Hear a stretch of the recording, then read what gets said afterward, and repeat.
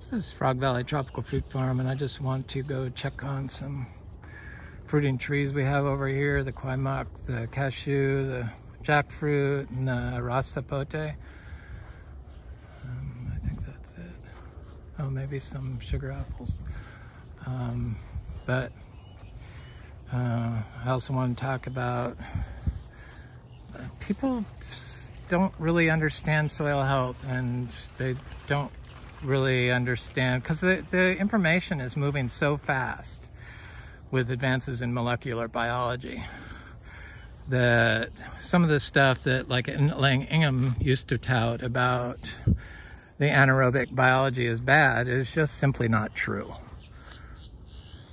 That anaerobic biology comes from the gut of the healthy cow that is anaerobic conditions that can grow and fruit your fruit trees and your cuttings of your fruit trees. So that's anaerobic biology, and biodynamics knows that because they make biodynamic preps, which are made through anaerobic conditions, buried underground. I know here that in Florida at our place, water can be like 3 inches below the dirt sometimes.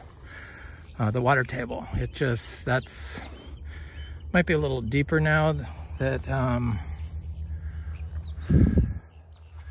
forget to check a lot of my trees, and sometimes the fruit slips by me, but that's a little tiny sugar apple that I wouldn't even eat, so I'm just gonna drop it there.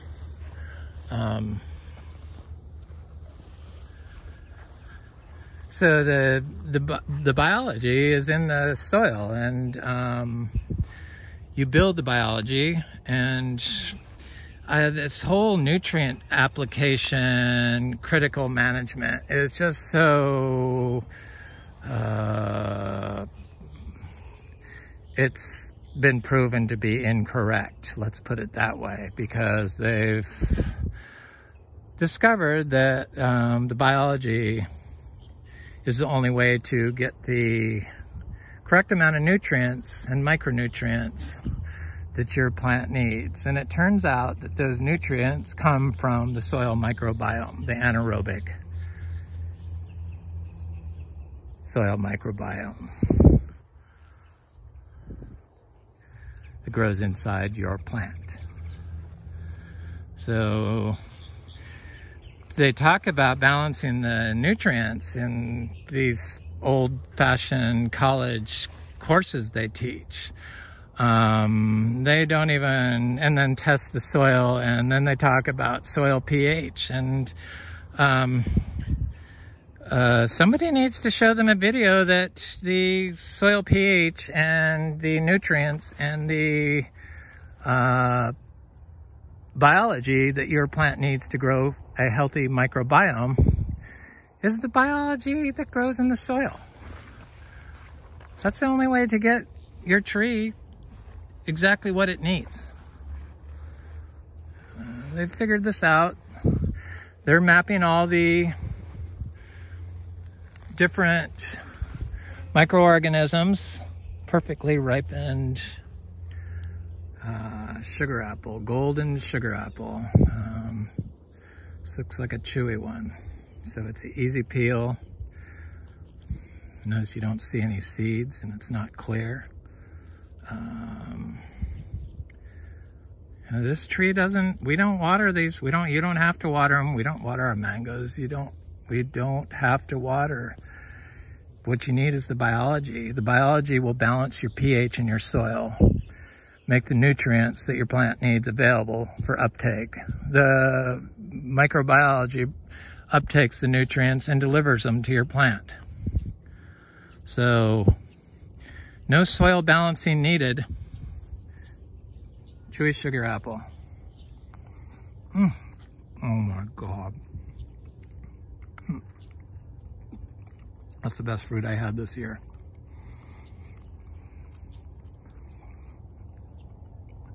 Two seeds. 3. Oh my God.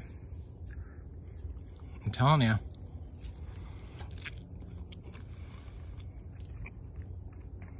Oh,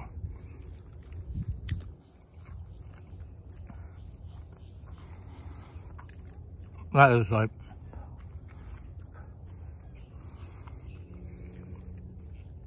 the best fruit I've had this year. This is one of our seed grown sugar apples.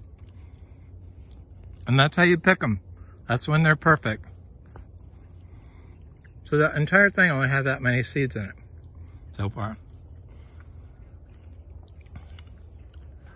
I think the seeds come from the lack of nutrients for the plant.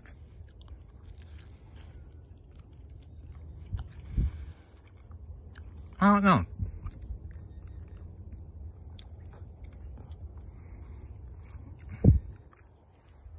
All I know is that I'm planting more sugar apples.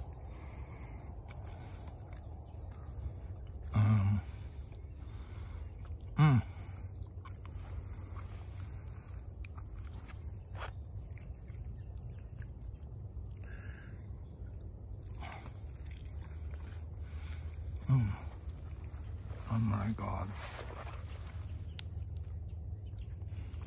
That was right too.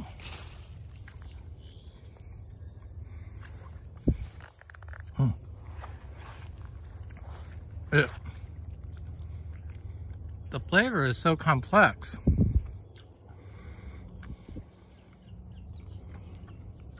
Definitely a better flavor than Rollinia.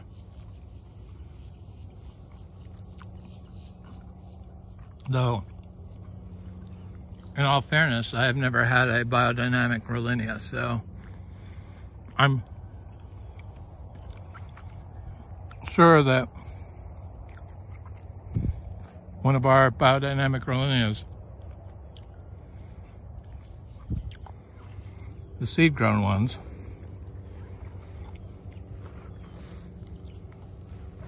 the nursery-grown plants are all crap. I mean, they're good to get grafting material from, or the mangoes seem to be able to pull through. But a lot of the trees, they just sit and produce fruit, the nursery grown ones, in a biological system if they're grafted. And they don't ever grow.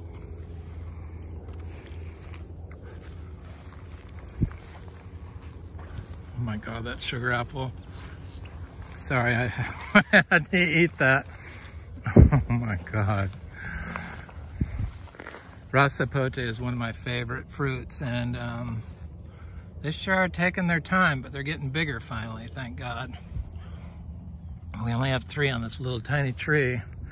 I thought we lost one of our trees to freeze, but it looks like it just died back to just above the graft and is coming back, but still. I was surprised because some of them, they didn't even, or most of them never got affected. It is about the biology. The biology can protect your plant. The trees that got affected were all in areas that I knew were bad to grow areas. So areas where the tree never did that good.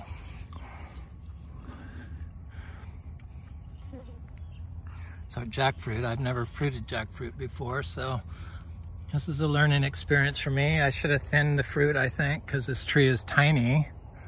It's a grafted tree from Excalibur. You know, the older grafted trees like that, January through May, we water them. Rotationally, drip irrigation from our artesian source. So it's artesian drip from the aquifer. I kind of don't think it's necessary at this point. The amount of biomass that's growing in here now can definitely hold enough water to support those trees, because I did plant them and never watered them. I didn't connect them to water for like a year and a half.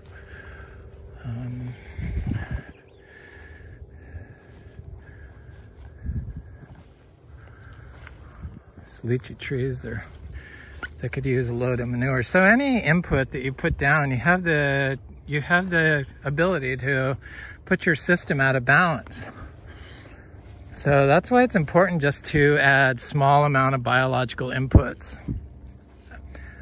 Do it often, but start small. Biological inputs are all your inputs, your leaves, your mulch, your chop and drop, everything. You just don't want to overwhelm the living root, because the living root really is, that's how you build soil. Can't really build soil in Florida without the living roots. And yeah, not just your fruit tree. I'm talking about all this stuff. The stuff that grows on its own. The stuff that hasn't been researched. You know, the anaerobic biology that's in the soil also is the microbiome of your plant. The healthy microbiome of your plant. Okay, here we are at the cashew tree. I think I have bananas ripe. Unless the raccoon people got them. No, I see them still hiding in that palm tree. They don't look yellow yet. This is our cashew tree. And cashews are delicious.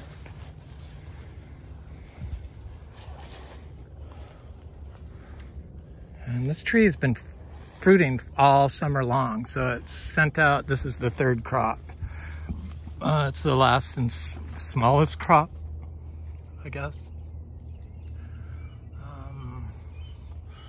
But I'm planting a lot more. I guess it's still flowering. I see it flowering here. This tree has never been connected to water. It's a nursery grown tree. I don't know why I never connected this to water. Obviously doesn't need it, and it seems to like the clean, grass-fed animal manure inputs. The magnesium, it's a super magnesium accumulator, I guess. So probably the excess magnesium that's in our animal manures that I use on a daily basis, it enjoys.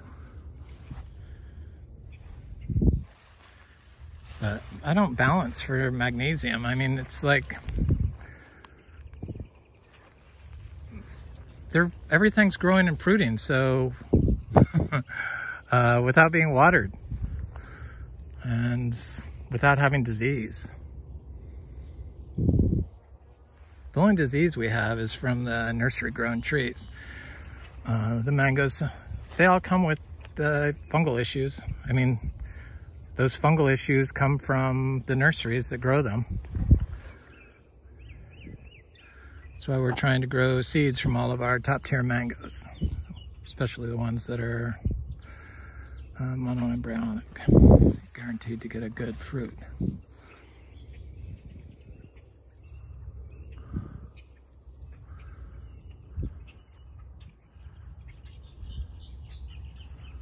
I guess it's polyembryonic.